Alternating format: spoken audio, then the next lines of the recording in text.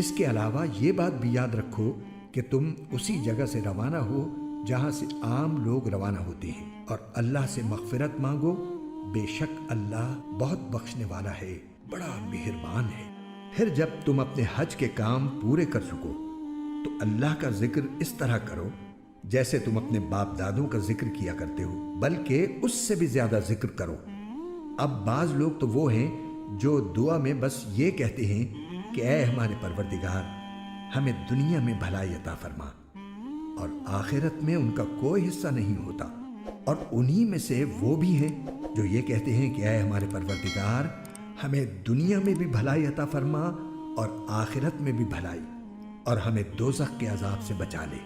یہ وہ لوگ ہیں جنہیں اپنے اعمال کی کمائی کا حصہ ثواب کی صورت میں ملے گا، اور اللہ جلد حساب لینے والا ہے۔ اور اللہ کو گنتی کے ان چند دنوں میں جب تم منی میں مقیم ہو یاد کرتے رہو۔ پھر جو شخص 2 ہی دن میں جلدی چلا جائے اس پر بھی کوئی گناہ نہیں ہے، اور جو شخص 1 دن بعد میں جائے اس پر بھی کوئی گناہ نہیں۔ یہ تفصیل اس کے لیے ہے جو تقوی اختیار کرے، اور تم سب تقوی اختیار کرو اور یقین رکھو کہ تم سب کو اسی کی طرف لے جا کر جمع کیا جائے گا۔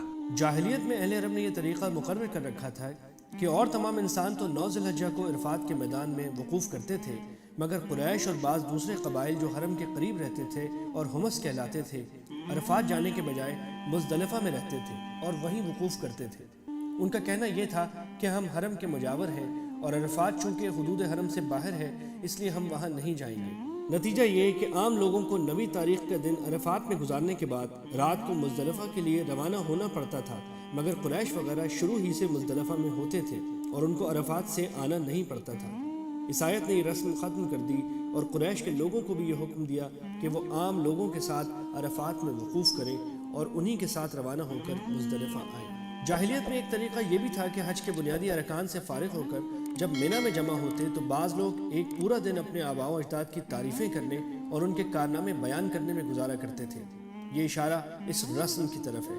اور بعض لوگ دعائیں تو مانگتے، مگر چونکہ وہ آخرت کے قائل نہیں تھے اس لیے ان کی دعا صرف دنیا کی بہتری تک محدود ہوتی تھی۔ اگلے جملے میں بتایا گیا ہے کہ ایک مومن کو دنیا اور آخرت دونوں کی بھلائی مانگنی چاہیے۔ منی میں 3 دن گزارنا سنت ہے اور اس دوران جمرات پر کنکریاں مارنا واجب ہے۔ البتہ 12 تاریخ کے بعد منی سے چلے جانا جائز ہے۔ 13 تاریخ تک رکنا ضروری نہیں، اگر کوئی رکنا چاہے تو 13 تاریخ کو بھی رمی کر کے واپس جا سکتا ہے۔